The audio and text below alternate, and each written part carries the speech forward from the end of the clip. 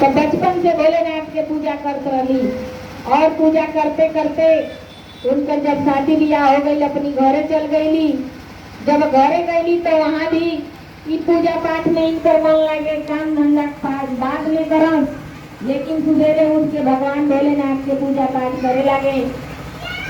अब घर के काम करने में थोड़ा समय ज्यादा हो जा, घर के लोग सब कोई किसी आओ, सास ससुर ननद देवर जेठ जेठानी सब कोई कहे कि खाली पूजे में ही लागल रहती है, काम करिए में एक मन ना लागता।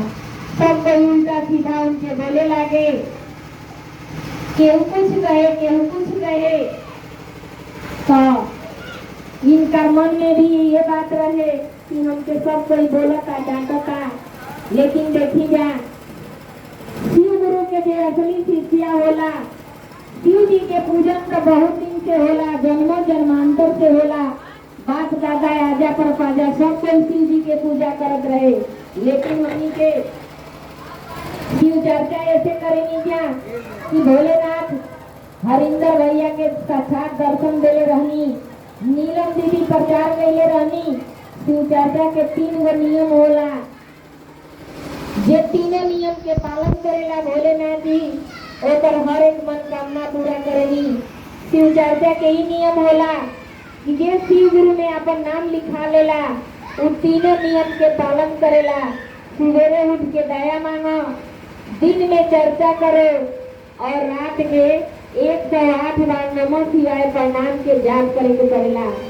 ये बात हमनी के नीलम दीदी बतौले रहनी। आज एक हर घर में पूजा होता भोलेनाथ के, हर हर महादेव के पूजा होता, शिव चर्चा होता, बहुत धूमधाम मचल बा हर एक जगह। यहाँ तक कि मोबाइल पर भी देखा तनी जाकि बहुत शिव चर्चा के गाना आवता। तो शिव चर्चा आगे पे चलल, मानो तनी की शिव चर्चा आगे पे चलल, लेकिन भोलेनाथ के दर्शन साक्षात मिल जाला जे शिव चर्चा करावेला। शिव गुरु आवेनी, माता रानी आवेनी, माता जी की साथ में सब छप्पनों को देवी देवता आवेला, सबके पूजन होला। ऐसे हमने के शिव चर्चा करे नहीं जा, सबकी घरे करे नहीं जा, जे भी बुलावेला ओकरा घरे हमने के जाके पूजन कराए नहीं जा भोलेनाथ जी के। इनकर 3 गो नियम होला, तीनों नियम के पालन करे नहीं जा। सुबह उठ के दया कैसे मांगे के होला कि दोनों हाथ के कटोरी जैसे बना के आंचल के नीचे छिपा के और भोलेनाथ से दया मांगल जाला कि हे गुरु जी हमके दया करी, माता पिता पर दया करी, बेटा बेटी सास ससुर जे करे के भी दया मांगल जाला। अपन परिवार के जे के सोचल जाला कि हमारे ये अच्छा बाना, हमारे हित के लिए बाना, हमारे लायक बाना, तो सबके दया मांगल जाला। और दिन में चर्चा कैले के मतलब ही होला एक दूसरे से केहू से भगवान के भोलेनाथ के माता रानी के चर्चा हो जाला, एक चर्चा कहल जाला।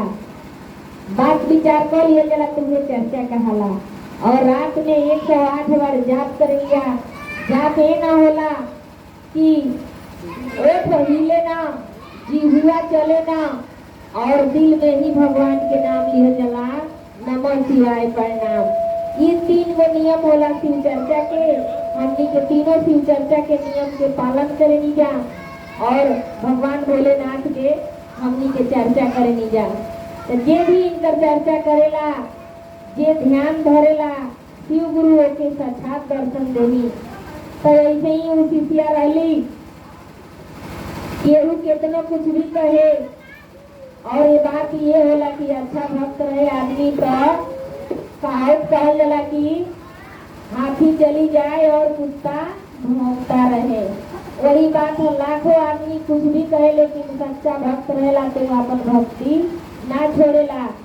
लेकिन घर भर से तंग जब आ गईली कौनो की मन में पाप समा गई, कहली कि घर भर हमके उल्टा सीधा बोलता, का करी हम पूजा करी कि ना करी।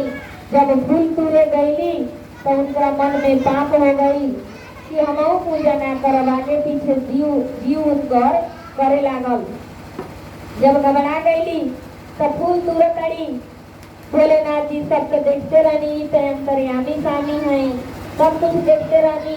तो ये सोचनी कि एहू के दिल में पाप समा गइल बा तो काहे नहीं करा के हम परीक्षा ले ली।